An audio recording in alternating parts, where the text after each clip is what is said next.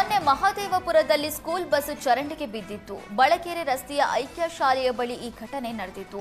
ಘಟನೆಗೆ school bus ಚಾಲಕನ ನಿರ್ಲಕ್ಷ್ಯ ಕಾರಣ ಅಂತ ಜಿಪಿಎ ಇಂಜಿನಿಯರ್ ಸಿಎಂ ವಿಶೇಷ ಕರ್ತವ್ಯಾಧಿಕಾರಿಗೆ ವರದಿ ಕೊಟ್ಟಿದ್ದಾರೆ. ಪಣತ್ತೂರು ರೈಲ್ವೆ ಹಳಿಯಿಂದ ಬಿಡಬ್ಲ್ಯೂಎಸ್ಎಸ್ಪಿ ತ್ಯಾಜ್ಯ ನೀರು ಸಂಸ್ಕರಣಾ ಘಟಕದವರೆಗೆ ಚರಂಡಿ ತಡೆಗೋಡೆ ಹಾಗೂ ರಸ್ತೆ ಕಾಮಗಾರಿ ಪ್ರಗತಿಯಲ್ಲಿದೆ. ಆದರೆ ಕಾಮಗಾರಿ ವೇಳೆ ಸೂಕ್ತ ಭದ್ರತೆ ತೆಗೆದುಕೊಳ್ಳದೆ ಮುನ್ನೆಚ್ಚರಿಕೆ ಫಲಕ ಅಳವಡಿಸದೆ ಜಿಪಿಎ ನಿರ್ಲಕ್ಷ್ಯ ತೋರಿಸಿದೆ.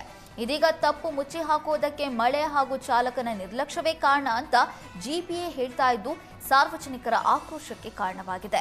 ಘಟನೆ ನಂತರವೂ ಎಚ್ಚೆತ್ತುಕೊಳ್ಳದ ಅಧಿಕಾರಿಗಳ ವಿರುದ್ಧ ಸಾರ್ವಜನಿಕರು ಕಿಡಿಕಾರಿದ್ದಾರೆ.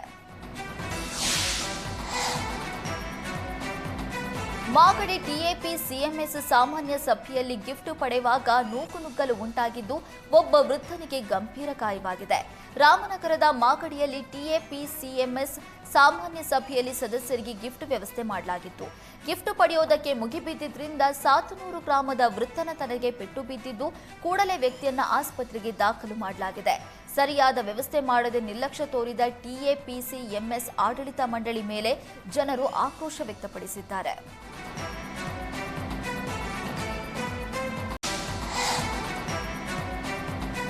ಜಾತಿ ಗಣತಿ ಸಮೀಕ್ಷೆಯನ್ನ ಹೊಸದಾಗಿ ಮಾಡುವಂತೆ ಸರ್ಕಾರ ಘೋಷಣೆ ಮಾಡಿದೆ. ಆದರೆ ಜಾತಿ ಗಣತಿ ಆರಂಭಕ್ಕೂ ಮುನ್ನವೇ ಮತಾಂತರಗೊಂಡ ದಲಿತರಿಗೆ ಸರ್ಕಾರ ಶಾಕ್ ನೀಡುತ್ತೆ ಎನ್ನಲಾಗಿದೆ.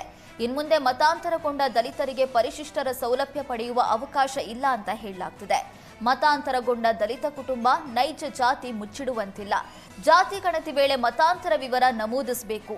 ಜಾತಿ ಮುಚ್ಚಿಟ್ಟು ವಿವರ ನೀಡದಂತೆ ರಾಜ್ಯ ಸರ್ಕಾರ ಕಟ್ಟಪ್ಪಣೆ ಹೊರಡಿಸಿದೆ. ಕ್ರಿಶ್ಚಿಯನ್ಗೆ ಮತಾಂತರಗೊಂಡವರ ಮೇಲೆ ಸರ್ಕಾರ ಕಣ್ಣಿಟ್ಟಿದೆ. ಮತಾಂತರಗೊಂಡಿದ್ರೂ ಪರಿಶಿಷ್ಟರ ಸೌಲಭ್ಯ ಪಡೆದಿದ್ದಕ್ಕೆ ಸರ್ಕಾರ ಫುಲ್ ಸಿಟ್ಟಾಗಿದೆ. ಹಾಸನದಲ್ಲಿ ಗಣೇಶ ವಿಸರ್ಜನೆ ವೇಳೆ ಟ್ರಕ್ ಹರಿದು 10 ಜನ ಮೃತಪಟ್ಟಿದ್ರು. ದುರಂತದಲ್ಲಿ ಮೃತಪಟ್ಟ ಕುಟುಂಬಸ್ಥರ ನಿವಾಸಕ್ಕೆ ಮಾಜಿ ಪ್ರಧಾನಿ ಎಚ್ಡಿ ದೇವೇಗೌಡ ಭೇಟಿ ನೀಡಿ ಸಾಂತ್ವನ ಹೇಳಿದ್ರು. ಪ್ರಭಾಕರ್, ಗೋಕುಲ್, ಈಶ್ವರ್ ನಿವಾಸಕ್ಕೆ ದೇವೇಗೌಡ ಭೇಟಿ ನೀಡಿ ಧೈರ್ಯ ಹೇಳಿದ್ರು. ದೇವೇಗೌಡರ ಮುಂದೆ ಕುಟುಂಬಸ್ಥರು ಕಣ್ಣೀರು ಹಾಕಿದ್ರು. ನಮ್ಮ ಮನೆಗೆ ಯಾರು ದಿಕ್ಕು ಅಂತ ಗೌಡರ ಮುಂದೆ ಅಳಲು ತೋಡಿಕೊಂಡ್ರು. ಕುಟುಂಬಸ್ಥರ ಸಮಸ್ಯೆ ಕೇಳ್ತಿದ್ದಂತೆ ದೇವೇಗೌಡರು ಭಾವುಕರಾದ್ರು. ನಿನ್ನೆಯ ಮೃತರ ಕುಟುಂಬಕ್ಕೆ ಜೆಡಿಎಸ್ನಿಂದ 1 ಲಕ್ಷ ಪರಿಹಾರ ನೀಡ್ತೀವಿ ಅಂತ ದೇವೇಗೌಡರು ತಿಳಿಸಿದ್ರು.